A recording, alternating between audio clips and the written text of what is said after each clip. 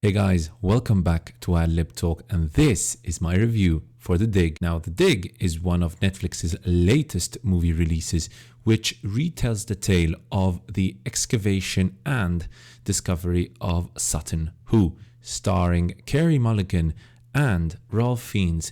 It is an adaptation of the novel published in 2007 with the same name, which, despite being a historical novel, took a degree of literary license in its interpretation of how that same Sutton Hoo excavations sort of took place. But before we start with this review, don't forget to leave a like on this video if you enjoyed, and please do consider subscribing. I have to tell you that more than half the people who watch my videos are still not subscribed to my channel, so please consider doing so, as that would be of great help and support to my channel.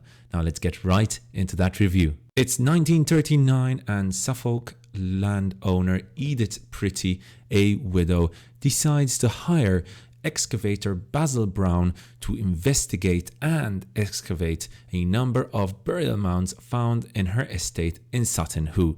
Now, Brown's employers initially deride his work there, but slowly, as Basil Brown makes progress and sort of becomes clear that this is an important archaeological site, Cambridge archaeologist Charles Phillips arrives to take over the dig. With the war approaching and Edith Pretty's health rapidly declining, the archaeologists and excavators are in a race against time to complete the dig. Now, the dig is a very bittersweet and moving tale that unfortunately stumbles here and there at certain very important points, and however, it does have a certain understated beauty throughout, so that aspect must not be forgotten. Narratively, the story starts off in a very promising way.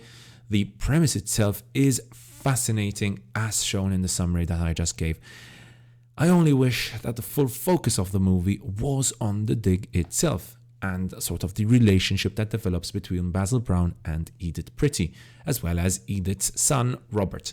There's a lot of interesting things here, lots of interesting character interactions especially, and lots of interesting character development that takes place in these interactions between the three protagonists. Whilst not making it too obvious, however, there is a certain attachment between Edith and Basil.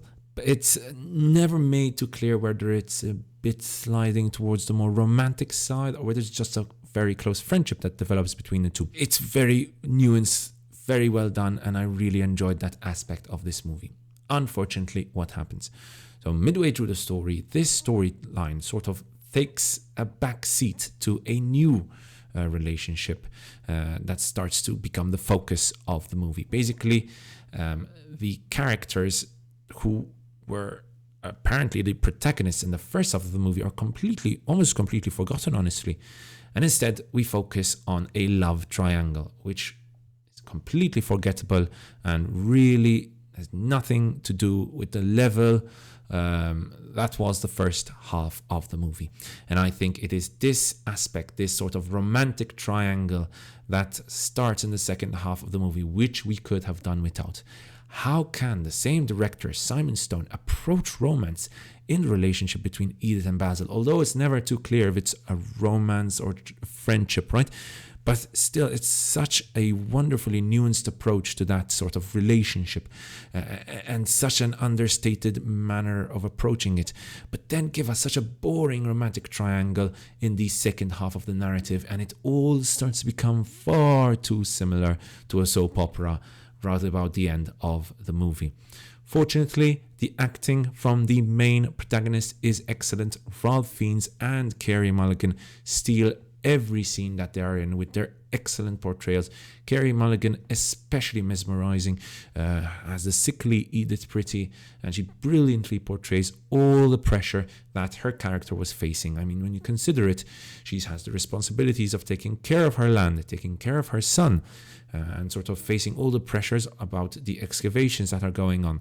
So she is a woman who faces a lot of responsibilities, and Carey Mulligan's portrayal of Edith Pretty showcases all the pressure that she's facing very, very effectively. Ralph Fiennes, on the other hand, not only gives us a great performance, but also gives us an excellent portrayal of the accent of Suffolk, which was really, really well done. I saw lots of people commenting about how good the Suffolk accent was by Ralph Fiennes. That shows great dedication and great attention to detail by both director and actor himself. We know Ralph Fiennes obviously is an excellent actor, one of the most talented you can find right now, both in Hollywood and not just in Hollywood. The rest of the cast are decent, but I have to make a special mention for Archie Barnes as Robert, Edith's son, who also have one of the most emotional parts of this movie. A very strong moment right about the end of the movie, as his interactions and his relationship that he builds with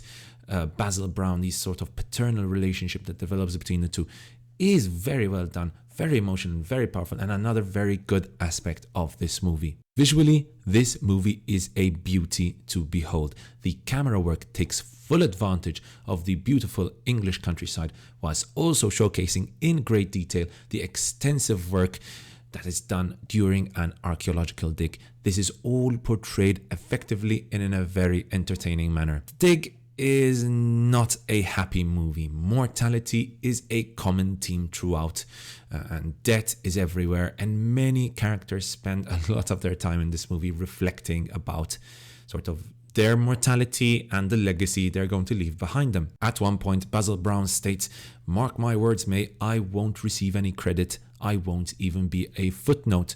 Or else in another discussion, Edith claims, we die and we decay, we don't live on. To which Basil responds, "I'm not sure I agree. From the first human handprint on a cave wall, we are part of something continuous, so we don't really die."